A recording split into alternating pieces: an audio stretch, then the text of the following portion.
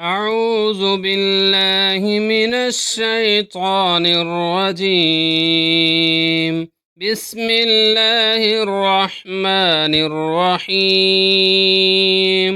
لقد جاءكم رسول من أنفسكم عزيز عليه ما عنتم